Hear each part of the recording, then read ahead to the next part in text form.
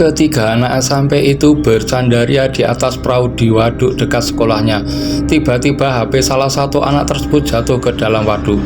Salah satu anak berinisiatif menyelam mencari HP yang jatuh, tetapi anak tersebut tidak segera muncul di permukaan. Edwin Channel.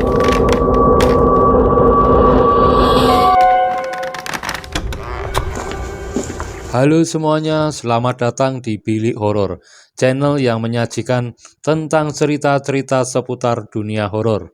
Mari kita bersama-sama menjelajahi kisah-kisah misteri horor yang mungkin membuat bulu kuduk merinding. Jangan lupa berlangganan dengan tekan tombol subscribe untuk pengalaman horor yang tak terlupakan. Kali ini Bilik Horor akan mengangkat kisah nyata tentang misteri angker waduk di dekat bandara. Mari kita nikmati bersama-sama.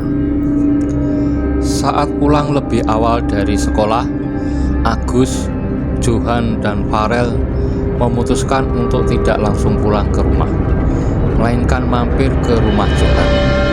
Mereka duduk di ruang tengah sambil membicarakan rencana untuk menghabiskan waktu bersama. Di rumah Johan, ketiganya berdiskusi tentang kegiatan yang seru untuk dilakukan. Setelah beberapa ide muncul, mereka sepakat untuk pergi ke waduk yang terletak sekitar 3 km dari rumah Johan. Ekspresi antusias tergambar di wajah mereka. Rencana mereka melibatkan naik perahu kecil di waduk. Mereka tahu bahwa untuk mewujudkan rencana ini, pertama-tama mereka harus mencari perahu kecil yang dapat disewa.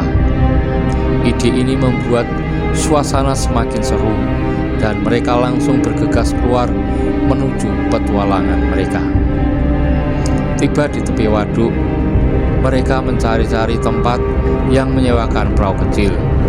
Setelah beberapa percobaan dan tanya-tanya, akhirnya mereka menemukan satu tempat yang menyediakan perahu sewaan. Senang dengan penemuan ini, mereka langsung menyewa perahu kecil tersebut. Ketiganya pun bersiap-siap naik perahu kecil dengan semangat. Setelah persiapan selesai, Agus, Johan, dan Farel memulai petualangan mereka menaiki perahu kecil di waduk. Air tenang dan pemandangan sekitar yang indah membuat pengalaman ini semakin berkesan bagi mereka. Mereka tertawa dan bercanda menikmati momen bersama di atas perahu. Waktu berlalu begitu cepat saat mereka mengeksplorasi waduk. Mereka memutuskan untuk menyimpan momen indah ini dengan berfotoria di atas perahu. Agus, Johan, dan Farel tersenyum lebar, mengabadikan kebahagiaan mereka. Sementara latar belakang waduk menjadi saksi bisu petualangan mereka yang penuh keseruan. Foto itu menjadi kenangan yang mereka simpan dengan penuh kebahagiaan. Saat suasana foto-foto sedang begitu asik, tiba-tiba terdengar suara gemuruh kecil dan HP Johan jatuh ke waduk. Semua serasa berhenti sejenak.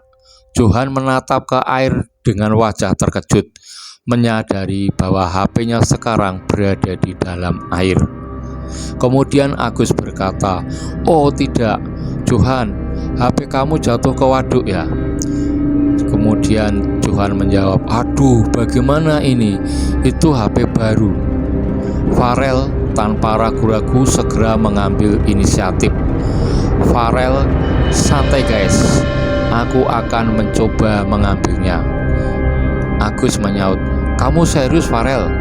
Waduk ini cukup angker dan siapa tahu apa yang ada di dalam air." Farel tersenyum penuh semangat. Kata Farel, "Tenang saja, aku bisa. Kita gak akan kehilangan HP Johan hanya gara-gara ini." Farel kemudian menyelam ke dalam air yang cukup gelap. Waduk itu memang terkenal angker di kalangan warga sekitar. Legenda berbicara tentang penampakan ular besar yang muncul di permukaan, diyakini sebagai penunggu waduk tersebut. Suasana waduk yang gelap dan sunyi menambah nuansa mistis di sekitarnya. Ketika Farel menyelam untuk mengambil HP Johan, beberapa saat berlalu, namun Farel tidak kunjung muncul. Johan dan Agus mulai merasa cemas. Tatapan khawatir saling bertukar di antara mereka. Kemudian Johan berkata, "Kenapa ya Farel belum muncul juga? Ini tidak biasa." Kata Agus, "Aku khawatir Johan, apa yang terjadi di bawah sana." Tanpa berpikir panjang, Agus mengambil inisiatif untuk menyelam dan mencari tahu keberadaan Farel. Dengan wajah penuh tekad, dia melompat ke dalam air dan menyusuri kedalaman waduk. Namun kekhawatiran semakin tumbuh ketika Agus juga tidak muncul kembali ke permukaan. Johan yang duduk di perahu merasa panik dan tidak tahu apa yang harus dilakukan. Johan dengan panik berkata, "Agus, Farel, kemana kalian?" Ketidakpastian membuat Johan memutuskan untuk mencari bantuan. Dia mendayung perahunya dengan cepat menuju tepi waduk untuk meminta pertolongan kepada warga sekitar. Perahu yang mereka gunakan tidak dilengkapi pelampung, dan di tengah ketakutan, Johan terus mendayung sambil berteriak meminta pertolongan.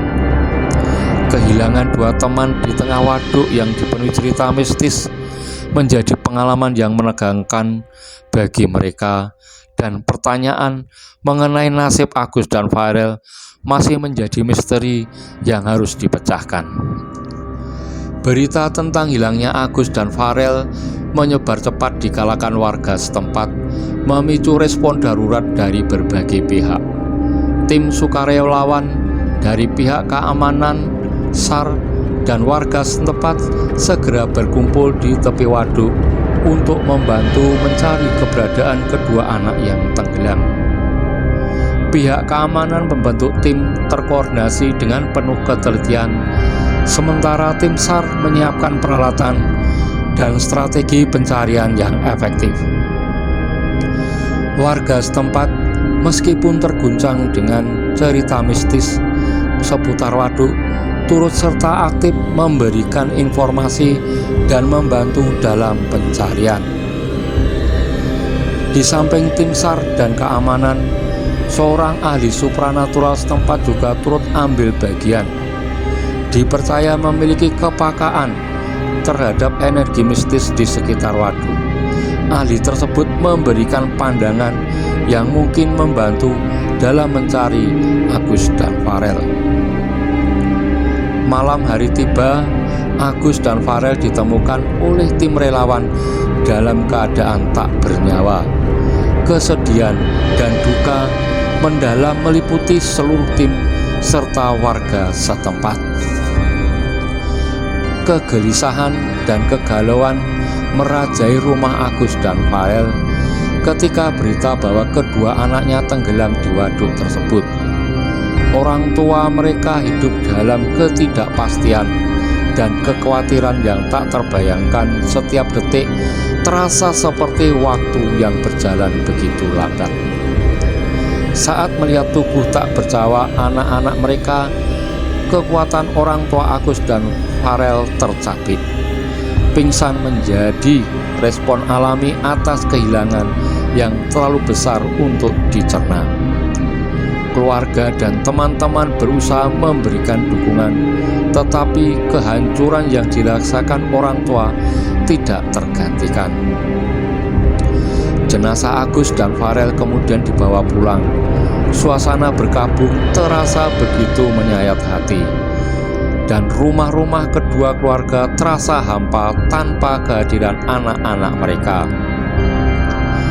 Sebuah upacara doa sederhana diadakan di rumah masing-masing, di mana keluarga dan kerabat mengucapkan selamat jalan untuk terakhir kalinya.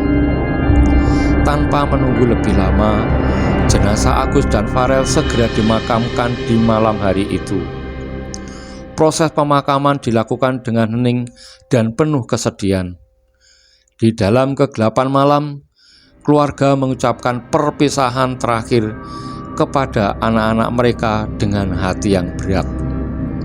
Hening menyelimuti pemakaman, dan jejak kepergian Agus dan Farel tinggal sebagai kenangan yang menyayat hati bagi orang tua dan seluruh teman-temannya. Dalam kesedihan yang mendalam, mereka berdua berharap agar kedua anak mereka dapat beristirahat dengan damai. Demikian tadi teman-teman, cerita yang baru saya sampaikan adalah berdasarkan kisah nyata di mana dua anak SMP tenggelam di sebuah waduk gara-gara HP. Mungkin ini bisa menjadi pembelajaran kita bersama yang sudah mempunyai anak, untuk selalu mengawasi kegiatan anak-anak kita dan selalu memantau kemana anak kita pergi, supaya tidak terjadi hal-hal yang tidak diinginkan. Bila teman-teman ada pendapat, silahkan tulis di kolom komentar ya. Dan jangan lupa like dan subscribe agar channel ini bisa berkembang dan channel ini bisa menghadirkan cerita-cerita horor yang lebih seru lagi. Oke, sekian dan terima kasih.